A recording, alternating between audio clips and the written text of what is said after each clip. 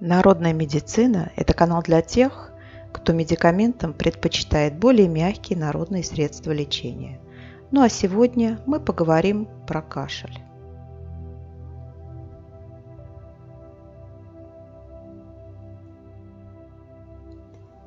Каждый из нас хоть раз перенес кашель. И ни для кого не секрет, что кашель – это симптом простуды или переохлаждения. Чаще всего мы болеем осенью или зимой. А вообще кашель – это защитная реакция нашего организма, который начинает бороться с воспалением и размножением бактерий. Очень важно лечить кашель правильно, не подавлять его, а помогать организму с помощью кашля освобождаться от мокроты в бронхах. И в этом, как всегда, нам могут помочь народные средства, эффективность которых доказана временем. Что можно посоветовать? Давайте запишем рецепты напитков. Почему напитки? Потому что прежде всего важно горячее питье. Варим золотое молоко. В стакан молока добавляем 1 чайную ложку порошка куркумы, доводим до кипения, пьем перед сном в горячем виде. Куркума очень благотворно влияет на наш организм. Следующий прекрасный напиток – это чай с базиликом. Завариваем в термосе. Заливаем листья кипятком и настаиваем часа 2-3. Пьем 2-3 раза в день по 1/4 стакана. Зеленый базилик обладает противовоспалительным и антибактериальным действием. Целебные свойства имбиря помогут нам также избавиться от кашля. Делаем чай из смеси имбиря, гвоздики и корицы.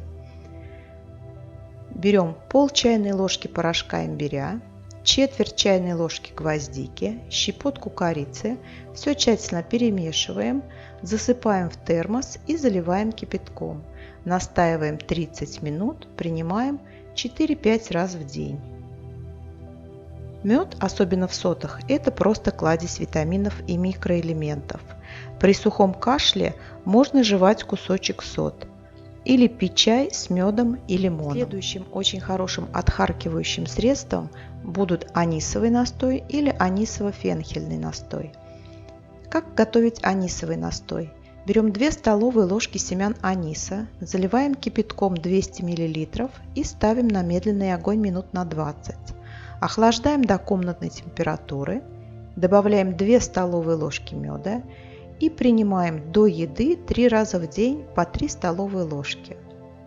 Если же мы будем готовить анисово-фенхельный настой, то нам нужно взять 1 чайную ложку семян аниса, 1 чайную ложку фенхеля, заливаем 200 мл кипятка и настаиваем в термосе в течение 30 минут.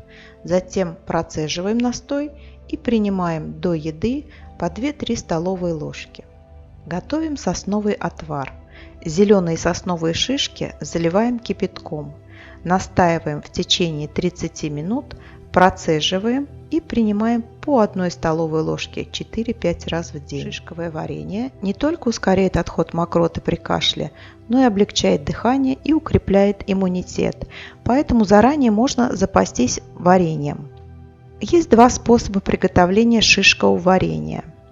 Первый способ – варим сироп, как для обычного варенья. Шишки предварительно замачиваем на ночь, сливаем воду, заливаем сиропом и варим до готовности. По времени это где-то будет часа 1,5-2. Шишки должны стать янтарного цвета. Это говорит о том, что наше варенье готово. Ну и второй рецепт – варим как варенье пятиминутку. То есть варенье у нас закипает, 5 минут шишки кипят, затем мы снимаем варенье, даем остыть и на следующий день процедуру повторяем. Также варим до закипания 5 минут и снимаем с огня. Варим 3 дня, не забываем снимать пену. Ну и, как я уже сказала, варим до янтарного цвета. Шишки мы собираем где-то в июне-июле.